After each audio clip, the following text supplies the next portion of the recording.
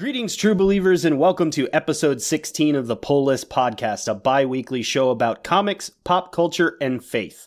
My name is Chris Poirier, and with me, as always, is the one and only Hector. Hey, how's it going, Hector?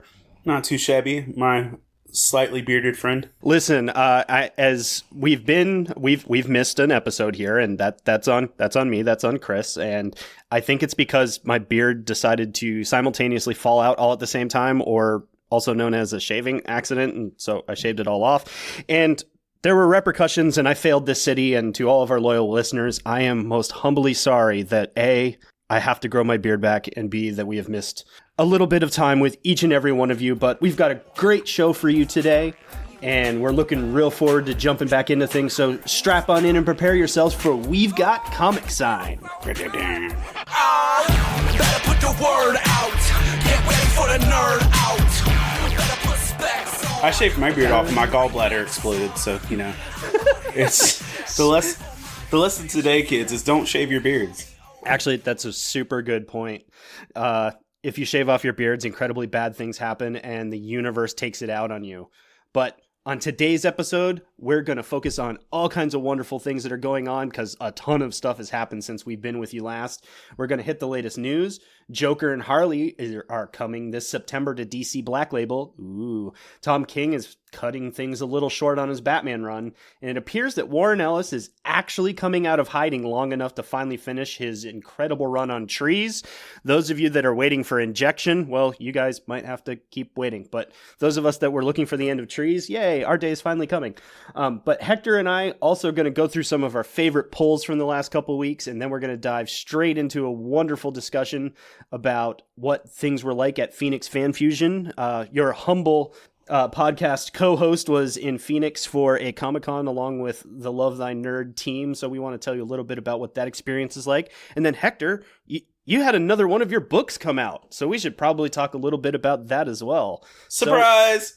Surprise! Once again, just a wonderful show for everybody. So how about we jump in and see what's going on over on the Newswire a little bit. Some interesting things going on in comics, if I do say so myself. I think we talked about it right off the top, but Black Label, DC's Black Label, which is kind of their mature anything goes line, or at least anything goes unless it's Battlewang. Which, by the way, is it too soon? It's not too soon, but I needed to come back to that.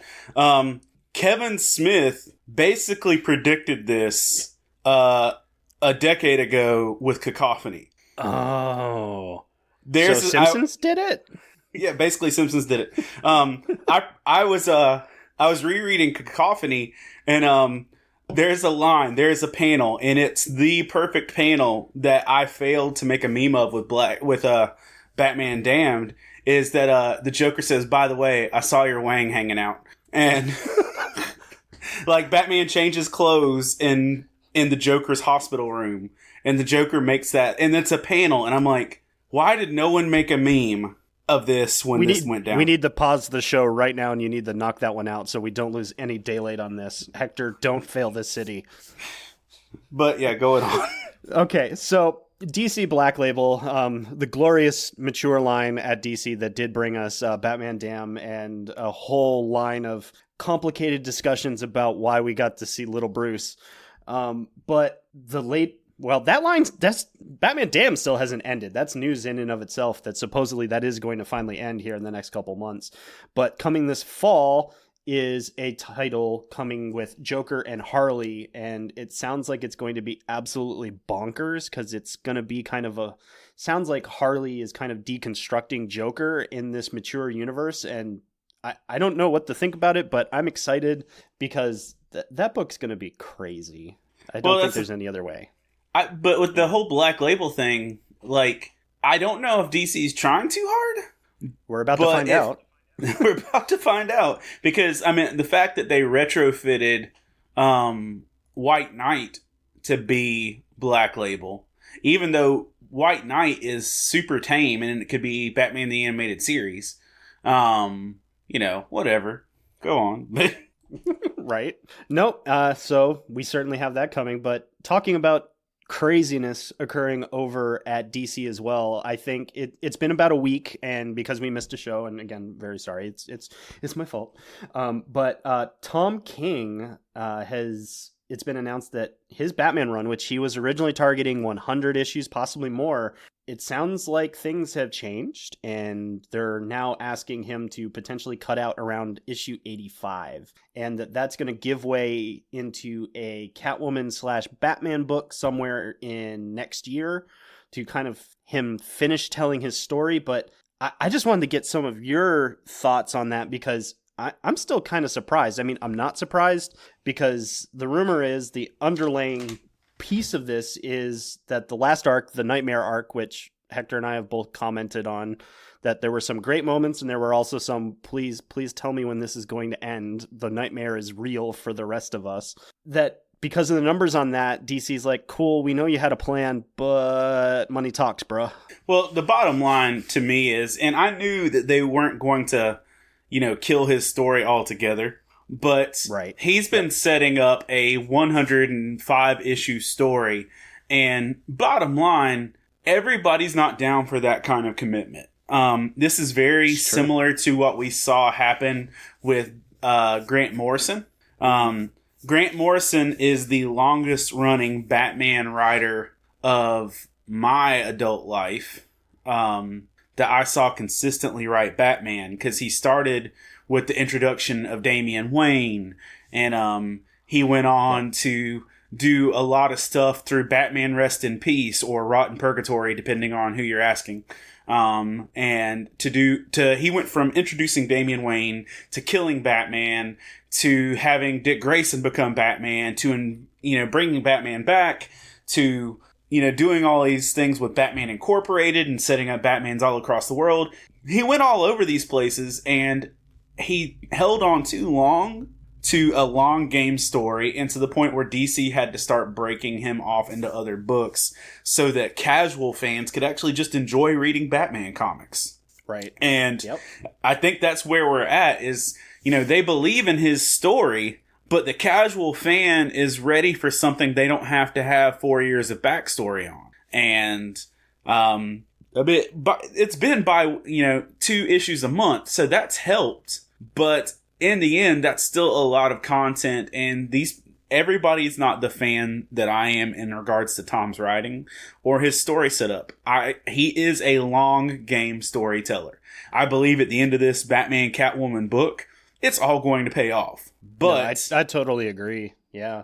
But I think other people are just ready to be able to pick up an issue of Batman and move on with their life. And at the end of the day, Batman punches people in the face. More punching of the face. Yeah. And if they weren't giving me this Batman Catwoman book to finish it, I'd be pretty salty as a human being for investing this much time into a story that's not going to be finished. But since they're letting it finish, fine. I can deal with that. That's something we can deal with. And I think that begins the speculation, obviously, of in about 20 issues or so, who becomes the new Bat writer. And so, speculation begins. Well, speculation begins, but I have more of a list of who I don't want than who I do want. I think that's probably true. Who's topping your don't want list? Peter Tomasi. Ooh. James Tynion. Yeah, that's probably my list. I mean, I'm probably going to be the unpopular guy, but it's going to come to no surprise to anyone that's been listening to us for a while I really don't want Bendis to take over this book, but I have a real bad feeling deep down inside that could happen. No, I don't want Bendis. So, yeah, see, now you're being honest about it. But I didn't even put him in my realm of possibilities. I was thinking of people I had seen write Batman that I didn't enjoy. I don't want to read... There's nothing Bendis has done that's like rocked my world. Which, by the way, on another note, it appears they ended Tom King's run on the Walmart book abruptly. On the Superman book. Oh, interesting. Like, unless I'm gravely mistaken, like, he didn't finish the story. And they just changed writers. Okay, well, we are going to have to do some research on that because that is fascinating. I mean, it is definitely rumored and attached to him being pulled back a few issues on the Batman main line that was not expected. And it was a rather sudden announcement, which means I'd have to imagine he probably didn't take it well. So we may still be seeing some things working out there if I had to gamble and see where that was all going. But so things are changing over at DC, but we're certainly going to get to that a little later because there's a lot going on in the DC universe. I mean, equally, there's a ton of stuff going on over at Marvel. It's just not in front of me for this week to talk about, but we know in the near future, for all of you that are sitting there going, Hector and Chris absolutely hate Marvel and the X-Men, well, calm yourselves, because we know that the Power of X and House of X is coming, and Hickman has done all kinds of wonderful things at convincing Marvel to literally hit the restart button on the X-Men line. And yes, you can write this down, date and time. Chris is actually excited for what Hickman is going to do with the X-Men. But until we see that, it's hard to say what's going on in the interim. But I'm very happy that Hickman convinced them to consolidate the line. And I actually have read more Marvel books, but I'll throw that in our pools. So keep going. Oh, heck yeah. And Daredevil is still great, but we'll definitely pull that up as well. I actually caught up on that. Excellent. Then we'll have a wonderful conversation. But over in the world of Image, all of you that might be like me and enjoy a little Warren Ellis, shadow government, crazy violence, and other very strange things that Warren Ellis typically writes about, if you read the first 2 trades of Trees and went, where the heck is the end of this story? You're not alone. And good news, I don't know how many years later it is, but it's significant.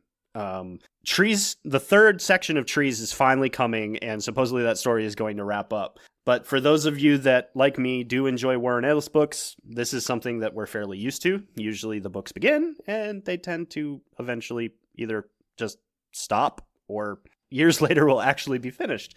But Trees is actually coming. It has a date for September, so I'm excited to finally finish that story. If you haven't read it, I'm not even really sure how to explain it other than to say that these very large items appear on Earth. They started calling them trees, but they're of alien nature, and it's this exploration into what they are, why are they here, and what happens when, people do silly things and kind of go sideways when confusing non-Earth-based items are introduced into the world. And it's Warren Ellis, so tons of great government intrigue and paranoia and all that good stuff. So maybe I'm alone. Warren Ellis is a super fun read for me, but it's not for everybody. Did you ever read Trees? Dude, I'd never heard of it. So yeah, okay. So Chris is on his outside really of maybe weird... our own conversations. Like I don't think I've heard much about it in the book world. But that doesn't mean much. Sometimes I straight miss things, but it's okay. It's okay. Warren Ellis is, I feel like folks are either a diehard fan and have read everything, or they're like, who? So that's fair. I know I've read Warren Ellis stuff, just, not all Warren Ellis stuff. No, I'm in the same boat because, like I joked about earlier, Injection is another story that just kind of trailed off and he didn't finish, and I haven't had a chance to read that, but I've been told it's very good. So it's just one of those things. He's got that. I always say it's like government sci-fi thriller just seems to be like his space, and he just does it well. His wit is very sharp. Not for the kiddies. That's for sure. But that's all I got from my news feed. Is there anything that really jumped out at you recently? I think we need to address Robert Pattinson and Batman. Oh, sparkle fingers. I think sparkle everything. So here's the deal. You can go back on the Pull List podcast, 1 or 2 episodes and listen. That when the rumors first began, I begged all of the powers of the universe not to let this happen, but not for the reason you probably think. I actually think Robert Pattinson will be a fine Batman. I don't have beef with that. His dramatic roles that he's done in other things. Shiny, whatever. I'm okay with that. I think he can pull off Batman. I think it's within his range. It's growing on me. I think that's fair. There are 2 factors that I didn't want him cast for. First off, the memes, the general response, of the universe, man. Which has been pretty great. I'm not gonna lie. No, but listen, homie, it's hard to be a DC fan of movies. and like carry your head high. I mean, it's just one of these things of like, yeah, we've made a few good ones, but our track record is not phenomenal, and you're not helping by casting Twilight guy as the Dark Knight. It's just not. Now, here's the thing. I'm excited for what Matt Reeves is bringing as far as a story, and that it's going to be a detective picture, and, you know, that it's going to have, because we really haven't seen a detective version of Batman on screen, or at least in live action. We've seen plenty of animated versions, but, you know, I'm excited about what Matt Reeves is going to do, but dude, I didn't want it to happen just for the political backlash. That's the main thing, because it's hard to be a DC fan cinematically. It's like being a Marvel fan in comics. And that's just kidding, guys. I love you all. We love all of you. We love everyone. All pages matter. And I am in the place where, though, the other thing I'm super concerned about is there have previously been rumors. Before I heard about Pattinson, there were previously rumors that Kristen Stewart was gunning for Catwoman. Yeah, no, if you do the two side by side, you're just asking for anything that follows it, and I'm not sorry for that comment. Some things just shouldn't be. No, and that's the thing. If you put Robert Pattinson as Batman, fine. If you put Kristen Stewart as Catwoman against Robert Pattinson's Batman, you're spitting in our collective faces.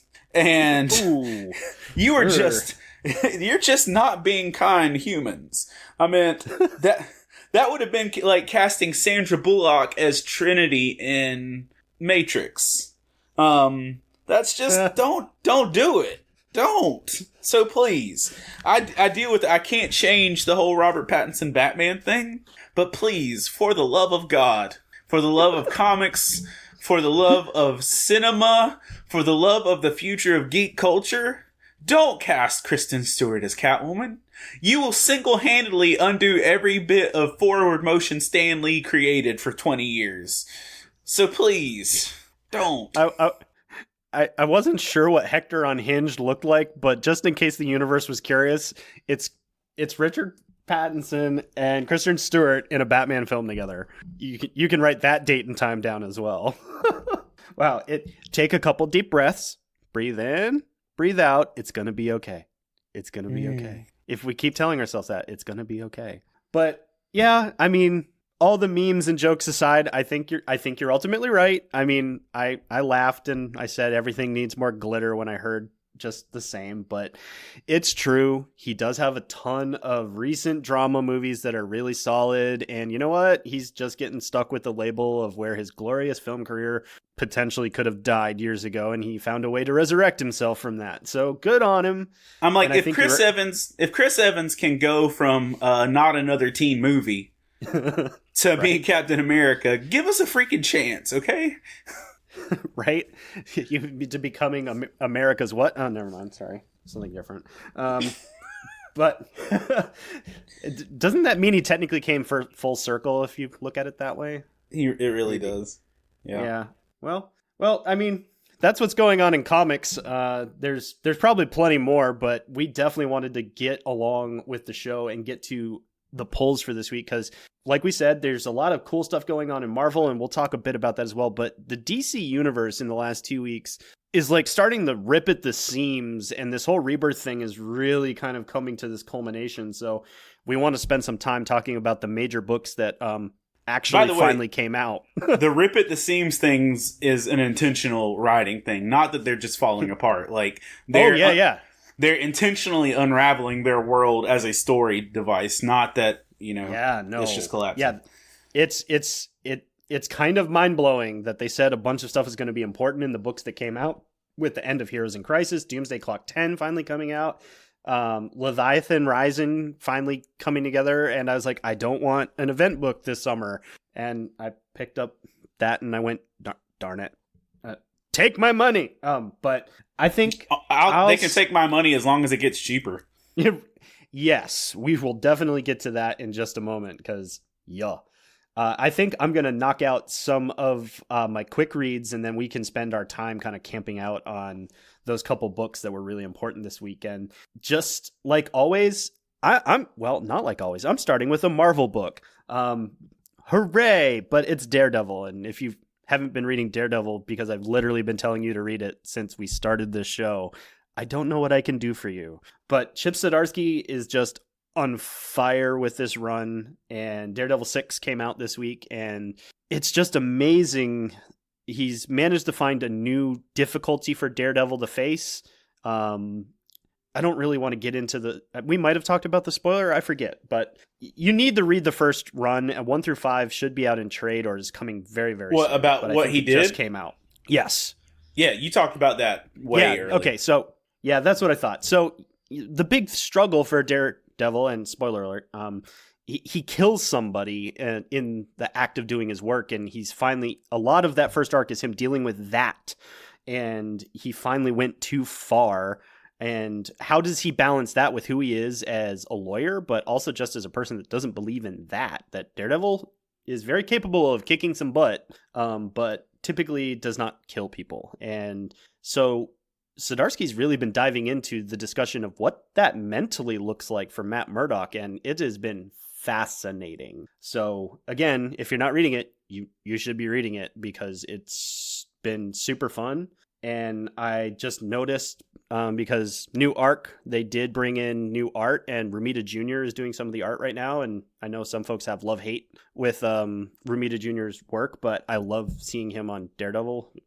So it's been pretty great. And you said you just caught up on Daredevil, so am I telling any lies? No, I mean, I've thoroughly enjoyed it. I for y'all that know me outside of just this podcast, I recently had surgery, so I had a lot of recovery time where I had to actually be still for a week or two, and which is not my life. So I caught up on a lot of comics, and so I got into the Daredevil run and ran through it. And I gotta say, I've really enjoyed it. But one of the things I actually enjoyed is that stuff actually happens, and that is not always the case. Stuff actually happens where life change occurs, and in the matter of the 6 issues I've read, a story has transpired. Now, that's the thing. I'm not saying that the other runs have been bad, but they've used 6 issues to just set up one step forward. In these issues, in these 6 issues, story has moved along at a very good pace.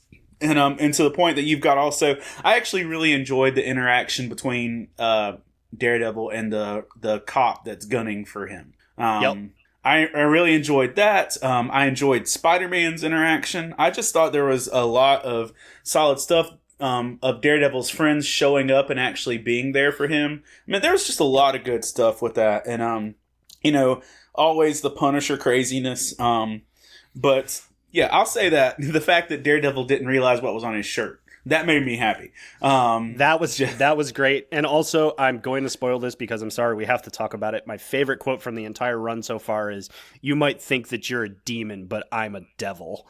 Yeah. It's like, what? Yeah. And the theological content of the first issue was really solid for me too.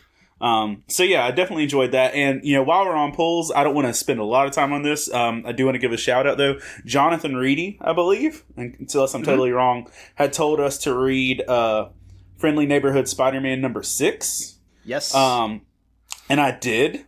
And I'll say this, it was a little, within the first panel or two, literally the first page, I knew where this was going, but it still was a lot. I'll say this, if you're a Spider-Man fan, and this is what Jonathan told us, and it's why I read it, if you're remotely a Spider-Man fan, or you're a human being with a heart, you should pick up Friendly Neighborhood Spider-Man number 6, because it will make you with all the feels. It's a really solid Spider-Man story, and I can't tell you anything more than that without spoiling the pitch and the context of it, but if you are a parent, or if you are just a human who has feelings, or you remotely like Spider-Man, Friendly Neighborhood Spider-Man number 6, it's a beautiful and painful and great story to read. So how about that? Yes. So we kind of did that out of order, but that's the benefit of our community. And thanks for pointing us in that direction. That, yeah, for those of you that are already in the know and those of you that aren't, you can search for Love Thy Nerd Community on Facebook. Join our community. And every Wednesday we talk about the books that we're pulling, and we talk to you guys to find out what we're not pulling. And if you tell us something cool and we think it's cool, we're going to do what we just did and say, hey, on the show, that's a really good thing, and you should read that. And now all of you know you should read your Friendly Neighborhood Spider-Man #6 for all of the feels. And that's just part of what we do here at Love Thy Nerd and the Pull List Podcast, and that's just awesome. So thanks for hitting us with that recommendation, and thanks, Hector, for reminding us. I think the only two little pieces that I also pulled this week, and I definitely want to get the shout out there, is Kevin Eastman and Ben Bishop and their individual self-printing project, Drawing Blood, was kickstarted a while back, but finally hit regular comic book stores. So you can solicit it and pull it and subscribe it. Drawing Blood #1 was out this week. And along with it, a book that is based on kind of what's going on, the radically rearranged Ronin Ragdolls #1 also came out. Just look for it. Drawing Blood is super fun. I don't even know how to describe it, but it's Kevin Eastman getting back to his roots of self-publishing. It's published under their own studio name and everything.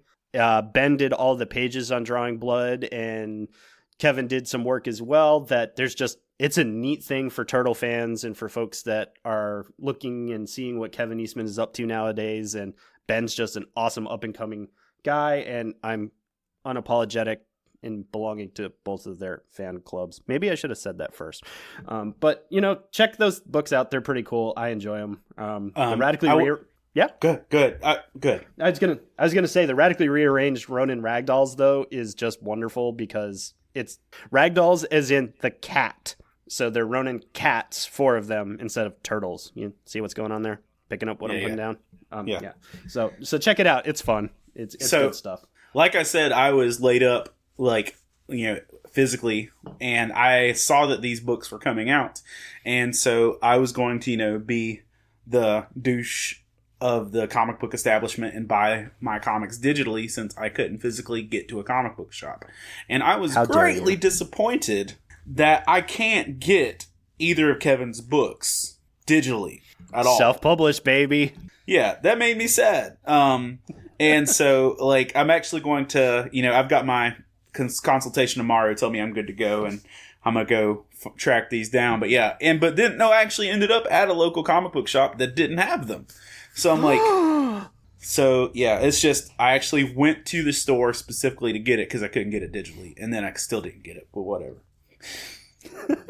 Well, Kevin at least is appreciative of us. We'll kind of hit that here in a little bit, but it's a good time to hit it. I caught up with Kevin at Phoenix and thanked him for being on the show earlier, and was asking him how he felt about this new book coming out, and he was excited. So it's all good. And that's just the family environment that we try to have here at the Pull List Podcast. That's it. But yeah, Hector, how about you tell us a little bit more of what you pulled, or we can finally get into the heavy hitters of Heroes in Crisis 9 and Doomsday Clock 10. The other one I pulled, okay, so on just a quick note, what was it? Batman Last Night on Earth. It's nice to have Snyder and Capullo together again. I'll say that. Yeah, we definitely need to spend some time on that book, but wow. Okay. Yeah, so I'll just say that, and we can hit that after the other one, but it was bananas, just saying that. Right? But then my favorite read, honestly, dude, my favorite read during my little, encampment, I used DC Universe and read Batman and Robin Eternal, the entire run, which was 26 issues. And it actually featured James Tynion, which is not always my favorite writer. But man, it was a solid book.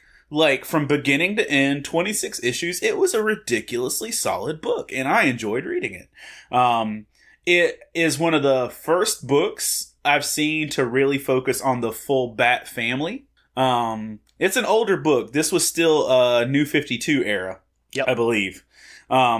But this was when Gordon was in bunny suit Batman, and Bruce Wayne was alive but didn't have his memory.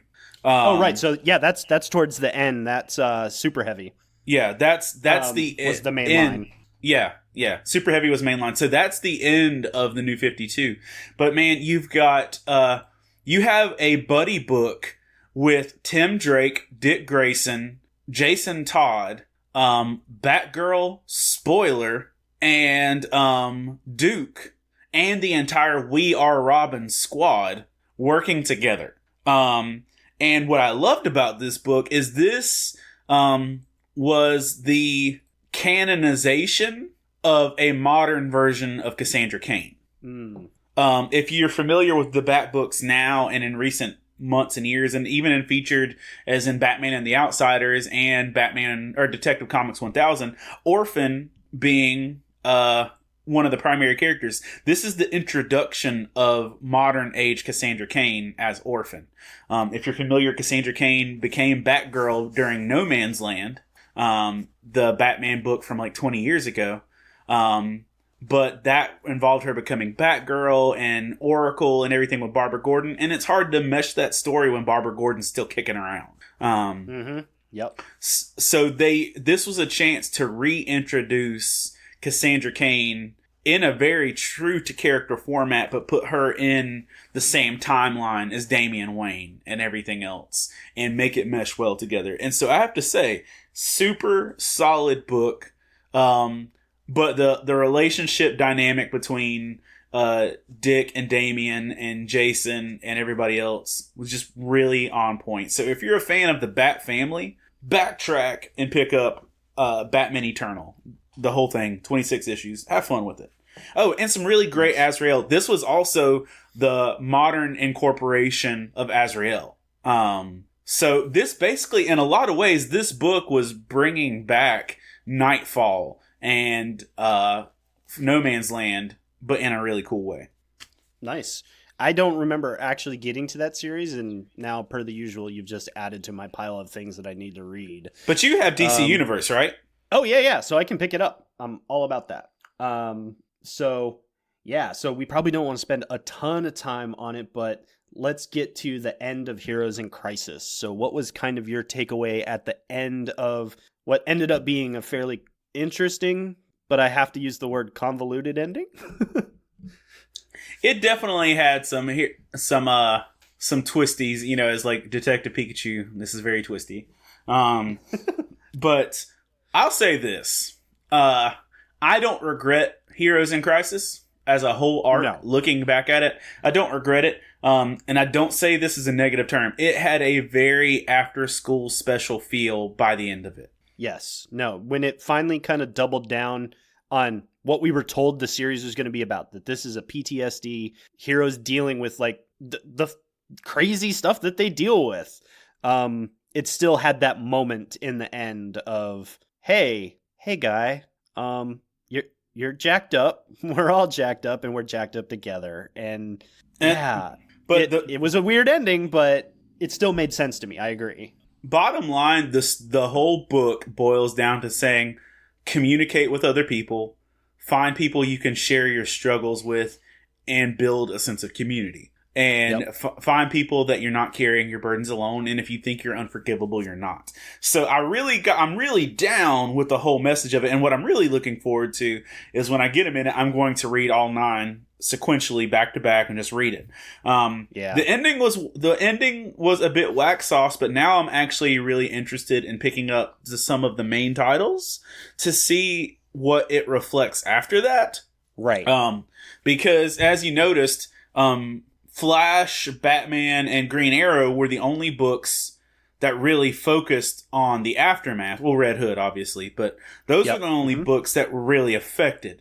I'm really interested to see what this looks like now we know what we know. I did feel a little jaded that some people got to live that were air quotes dead, and that some people stayed dead.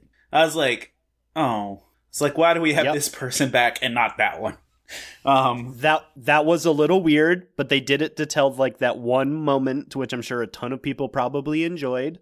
But at the same time, I'm kind of with you that I was like, wow, that was a real easy trick of writing there, and everybody gets their feel good, but the other dudes are still dead. So there was that. So, but bottom line, I don't regret Heroes in Crisis. I think it was well done, but you have to go into it with the mentality of this is a book about emotions and feelings and stress and anxiety and the calling out that we have to deal with these things and not bottle it up. Yep. It's not a punch the stuff in the face DC typical ending and situation. And also, I think it kind of harkens back to what you were saying is this is just another one of those things. People either really love Tom King for this type of thing, or they sit there and kind of go, this just kind of isn't my thing. And that's okay. There's plenty of comics for everybody. And this story, I think, hit a very specific spot. And so, yeah, I was pretty happy with it by the end as well. There's still implications. I agree. I think we need to pay attention and see where we see the results of that. And I think that's equally true in Doomsday Clock number 10 to make that little transition, because they kind of said they were trying to line some of these pieces up on purpose, which reading the two side by side made me go, what? But I think the main thing that DC was trying to tell us is it's because both of them do have ripple effects throughout the entire DC universe. So I'm not even really sure where to begin on Doomsday Clock number 10. So I think I'm going to defer. It took long enough. Yeah, right. Yeah. Guess what? We're actually talking about Doomsday Clock number 10 now. And we're not announcing that it's delayed. Nope. Now 11 and 12 we may never see, but that's an entirely different story. But we finally got 10, and holy crap. Dr. Manhattan is a stupid, powerful being, is what Doomsday Clock is in the process of reminding us of. And no joke, what Dr. Manhattan's impact on the DC universe is now legitimately the center of all conversation. And I don't think we should probably dig too deep into this and let people catch up, because, I am happy with the wait. Now at this point, now seeing the pieces, but the last two books in the Doomsday Clock are going to be utterly insane if this was a peek at where the rest of the world is going. Yeah, I mean, I love how, like, there was no subtlety here. Nope. Doomsday. Now here's the thing: you have to look at this like a Watchmen book. Because if you look at this like a standard DC Rebirth, New 52, any standard era DC book, it's going to feel like there is a ton of filler with the backstory stuff. Right. And you can't approach it that way. You have to approach Doomsday Clock like you're reading Watchmen. And when you're reading Watchmen, you actually have to read all the backstories and the panels and the extra things to get the heart of what you're actually doing.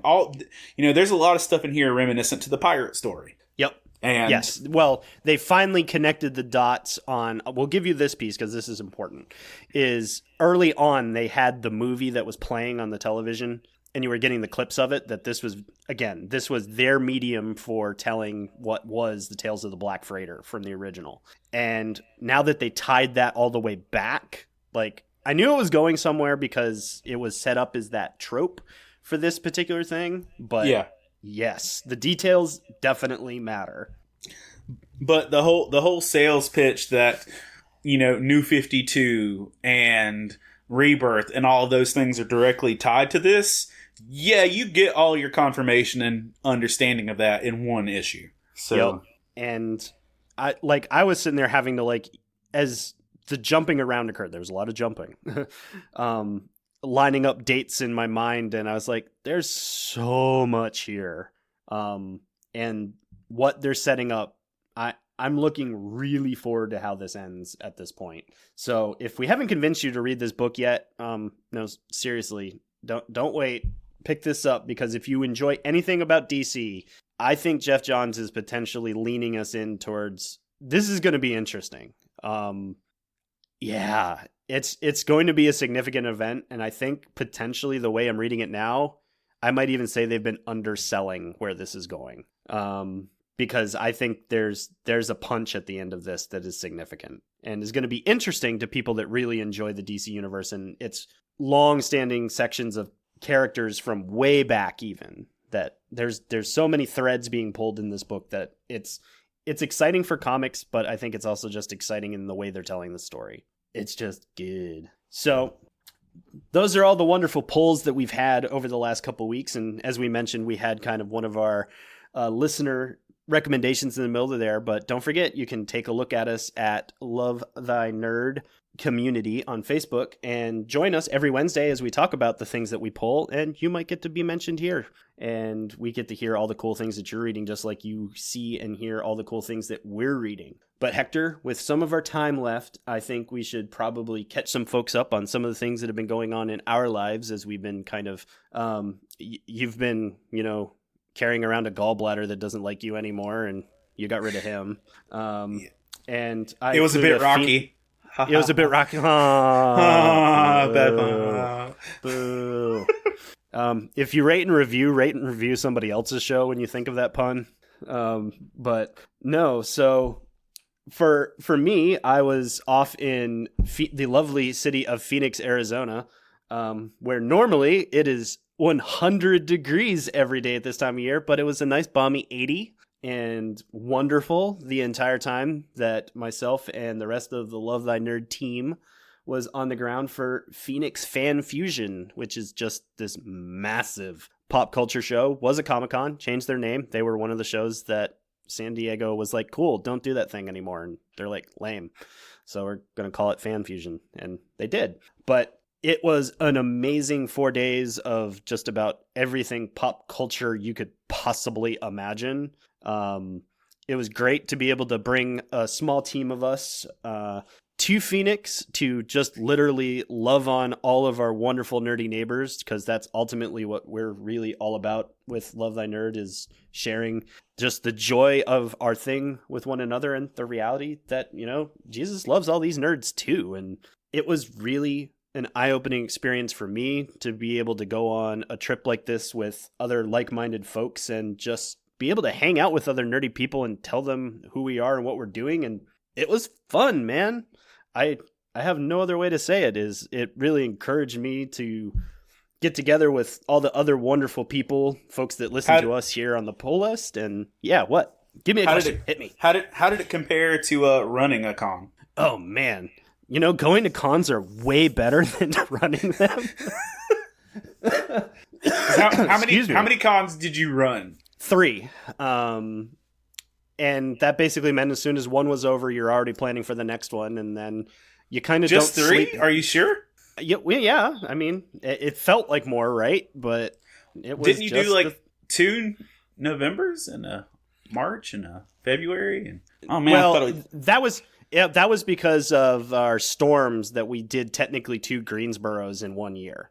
Okay. Because it got rescheduled, which was just bananas. But yes, it's technically 3. No more was needed. But yeah, it's really fun to be able to just be like, I don't have to set up anything. I can leave when the exhibit hall closes.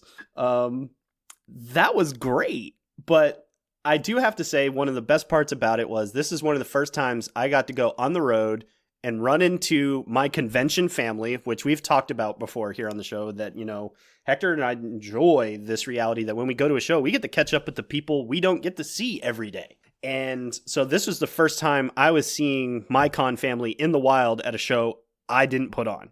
And it was great and really reaffirming for me that, you know, I made the change of leaving the comic book store for full-time ministry, that I ran into a lot of my friends who are not believers, and they were like, that's really good, dude. We think that makes a lot of sense in your life. And it really kind of hit me in the feels to have folks that don't necessarily believe what I believe, but are really supportive of what I'm doing. And so it was fun to be able to catch up with my con family, tell them, you know, what we're about, what we're doing. And a lot of folks thought that was really cool. And on top of that, I got to play a ton of board games on top of being a comic book nerd, because they had this entire gaming area. And I'll just get the plug here. You can flip over to Free Play podcast. I think they either just did or they're just about to do their recap of the event, because we had tons of great interactions there, made tons of new friends, people that are throwing new cons that like at the end of the weekend, we're like, you guys should come and basically like help us do our thing. So for those people that have listened to us in the past or are interested in what Love Thy Nerd does, it works. What we do works, and it's really amazing. And I know Hector has had similar experiences of, man, it's just as easy as being able to love on other people and show them that we care about the same things and just be able to enjoy in community together. We can be on totally different ends of the spectrum, but it's amazing what happens when you get a ton of comic book nerds together and just actually enjoy the thing instead of picking life apart in the most complicated ways. And I think that's just great and has been really beneficial. So if folks are interested in actually learning more about what we do at Love Thy Nerd, check out the website, lovethynerd.com. You can go to, I believe it's the Reach tab, and you'll see some of the other shows that we go to and things that we do. Click on About, actually learn about the mission. But, I mean, I didn't necessarily want to turn this into an advertisement, but it's not an advertisement. It's my personal experience, and I believe in it, and that's why we do the things that we do, right? I mean, Chris and I aren't employees of Love Thy Nerd or anything like that. Nope. We do this podcast because in our respective nerd culture worlds, we love Jesus and we love these nerdy things and we believe in what Love Thy Nerd is doing. So we get involved because it's effective and it matters. So there you go. So shameless plug. Yeah, no, absolutely. And check it out. It's worth checking out and seeing kind of what we do and how we're probably different than some folks you've probably run into on the road. But I want to give just enough time also for Hector to talk about the cool things that he does on his end of the universe, because while I was out playing and he was going under the knife and all that good stuff, just before then, book 6 of Faith and Fandom came out. So you should tell the people what you do. I know we've probably talked about it like really early on, but we get to celebrate book 6 of all of your hard nerdy work coming out. So tell us about the journey that was book 6. So funny story. I actually published book 6 in the hospital. Short version, I write a book series of nerdy devotionals, on all sorts of content. Started it in 2013. We've put 6 full books out and a kids edition. But I like Chris went with, like you went to Phoenix Fan Fusion and set up and did Love Thy Nerd stuff. I go to like 28 Comic Cons a year in the Southeast, and set up my booth and sell devotionals and T-shirts and Death Star candles and stuff like that. But basically, I set up as an artist so that I have a credible means to actually just sit around and talk to people about Jesus and love on them for a weekend without being a creeper. So, that's my goal. That's my heart in doing it is, I don't, you guys, when you went to, Phoenix Fan Fusion and stuff, you have a team of people that go with you and do this stuff. And that's an awesome dynamic to be able to do it. For me, a lot of times I'm going solo.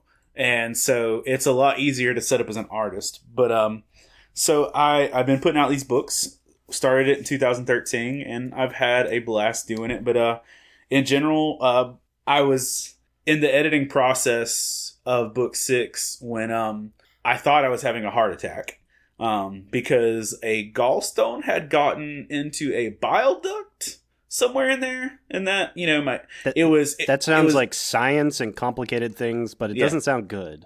No, but basically, my pancreas was trying to explode, and so I thought I was having a heart attack. So I sent my editor a text, and he was the only person I texted on the way to the hospital. And I'm like, here's the login for the publisher. Here's my password. If something happens, publish the book. And so that's actually he put an editor's note in the book about that. But Faith and Fandom book 6, it's 18 devotionals on video games, superheroes, comic books, the whole deal. Specifically on the comic book culture, there's a devotional on Into the Spider-Verse. There's a devotional on Titans from DC Universe. Swamp Thing from DC Universe. There's a whole section on Red Hood. The Batman 53 issue, which we've covered here on, I think it's our first podcast. That was our pilot, yep. Yeah, so there's a devotional on that. There's a devotional on Umbrella Academy. There's one on Stan Lee. One on Captain Marvel, Daredevil, Shazam. Wow, this is a very comic-heavy book. I didn't realize this. Daredevil, the Shazam movie, Scott Pilgrim, and Avengers Endgame. So there's a lot of comic book content. And wow, this is, yeah, but there's also, you know, for non-comic people, there's Red Dead Redemption, Greatest Showman, Dragon Ball Z, Bird Box, because, you know, I just felt like doing one on Bird Box for no good reason. Doctor Who and some other stuff like that. But it's not saying that these things are filled with spiritual content necessarily on their own, but it's drawing parallels to the things I see. And I've had a blast doing these things, and they've given me a really cool platform, and to be able to minister to some people in the geek nerd world with those. And, you know, it was really cool. Book 6 actually kicked off within its first day of being a bestseller. Boom. So with one day, you know, out the gate, it was a bestseller. I really didn't pay attention to it after that because I was in the hospital and I needed to, you know, pay attention to not dying. Yeah, that's important. Yeah, so there's that. But it's been a good. And Chris, you did the foreword in this, right? Yeah. Occasionally you actually let me do things, and occasionally I get them to you on time so that they can be published. I was about to say, okay. I mean, it's like, dude, you've done something on what, the last 3 books? Yes. You were on the back of 5. No, back of 4, chapter in 5, forward in 6. Yeah, and obviously you would have had more opportunities if, you know, you hadn't actually been living adult life and doing things. Adulting is so overrated. If that hasn't been a message from Hector and I, we're sorry that we've underserved their community in reminding you that adulting is a thing and bills do come every day. But wow, that was in general, downer. Right? Way to ruin everything.